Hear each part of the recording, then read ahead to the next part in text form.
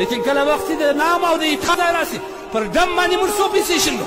په واده کې دمان راولي، یو غزله ورته وایي، یو رقص ورته کوي، ټول خبیثان مسلمانان ورته ناست ګوري هم هغه نیمه ښځه بربنډي ځیګر یې معلومېږي ورونونه یې معلومېږي دته غورځي دی خوند عمر باندې هغه پیسې یې ورباندې شي. دا د قرآن مخالفت ته وکړي که دې تایید وکړي.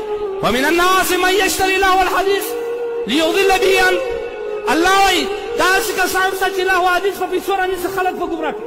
نن ما تا په سترګو باندې ویني ان الذين يحبون ان تشيع الفاحشه في الذين امنوا لهم عذاب عظيم عليم. هغه کسان چې په خلکو کې فاحشه عاموي، فاحشه خو غوره کوي، د دې دپاره به سخت عذاب وي.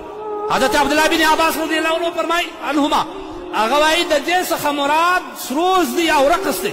عبدالله بن مسعود رضی الله عنه قسم اخلي والله الذي لا اله الا هو، زما دې په قسم په هغه رب چې د خدای نه لایق یوازې دی بل خدای نه دی، د دې څخه مراد د سروز. نو ما او تا مسلماني دعوه مې کړې ده. ما او تا په خپل ودونو کې د رقص لپاره تاسو د پېښور علاقې وګورئ، تاسو د پېښور د ولاړ شئ په پیسو باندې خبیثانې رنډیانې راولي رقصي پیسې ورباندې غورځي.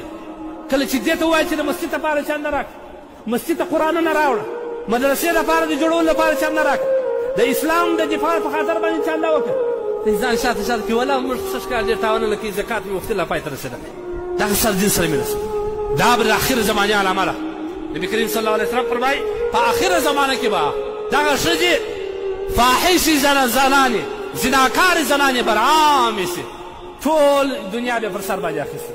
هغه موږ راجویس وینو په هر محفل کې، په هر واده کې موږ دا شهواني محفلونه تاسو نه ویني، دا ښځې چې خلک رقصي دا تاسو نه ویني، پر دې باندې پیسې شیندي. قرآن دا وایي ان الذين يحبون ان تشيع الفاحشه، هغه کسان چې دا خوښوي چې فاحشې په دین کې وخوري، د دې لپاره دردناک عذاب. نظر بن حارث دا خبیث یو کافر کله چې اسلام لومړی مخ ته ولاړی، نبي علیه الصلatu والسلام به د صحابو ته یو ځای جوړ کړی و، دا رقم دې ته به صحابه راکړه دین به یې زده کوي. د خبیث لاړې بارمن کوټ هلته یې کتابونه راوړه چې دا درواغجنې کیسې پکښې وي، دا نقلونه پکښې وي، دا په دې خلک نه راګرځوي. اخر به یې منځې رانیولې په پیسو باندې، هغه منځې چې هغه به یو ډانس شی به ښه زده و، دا به یې رانیولې، دا به خلک به راکړل درځه زه تا ته سم به دې موړ کړم، ښه به دې شوق در باندې وکړم. هغه به دغه مجلس را وګرځوئ، دلته بیا راوسي، ښه به یې موړ کړي، اوبه به یې کړي، بیا به دې ته ووایي چې اوس نو رقص ورته کوه. په دغه رقم یې د نبي علیه الصلatu والسلام د مجلس څخه خلک راګرځوي.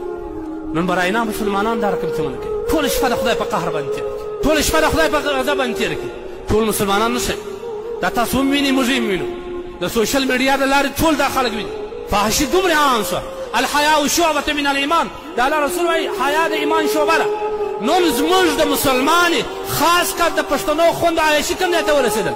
تاسو د پېښور بعض زنانې وګورئ چې کله ځان فنکاره، دې ته یو معزز نوم هم ورکړي، فنکاره ځان ته وایي، دا فن یې زده کړي، بیا د شو دپاره دوبۍ او بل ځای ته ځي، د خپل ځان په خلکو باندې ویني، هلته رقص کوي، پیسې ګټي. تاسو نبي علیه الصلatu والسلام روایت اورېدلی؟ نبي کریم صلی الله علیه وسلم فرمایي دا نهى عن ثمن الکلب، د سپي د پیسو څخه د الله رسول صلی الله علیه وسلم منع کړی ده چې په سپي یې ګټلي.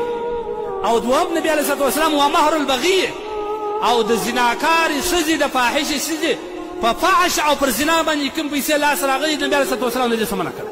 زموږ ټول کتابونه لیکي چې دا پیسې پر دغه درس کلاله دا حرام دي، سوچ پچ حرام، دا ورکول والا غټ ګناهګاره دي، او دغه ورکول والا به د قیامت په ورځ په هغه کسانو کې راپورته سي کوم چې د نبي علیه الصلatu والسلام په دور کې فحشي خپرول. دا ویډیو کېږي، تاسو خپله وګورئ، په دې ویډیو کېږي، دا ویډیو بیا سوشل میډیا ته پورته کېږي، فیسبوک او یوټیوب دا ټول ته پورته کېږي. بیا زموږ هغه زنانې چې هغوی د ځان لپاره فیسبوک پاڼه جوړه کړې ده، هغه یې ګوري، هغې ته شوق پیدا شي، یاره دا کار مې شروع کړی، دا څومره ښه خوند کوي، دوبۍ به مې ومېندلې، بهر ملکونه به مې ومېندلې وایي. دغه فاحشي چا وکړي، دا دعوت دی، دا د کافرانو دومره چل د مسلمانانو د حیا سره وکړي.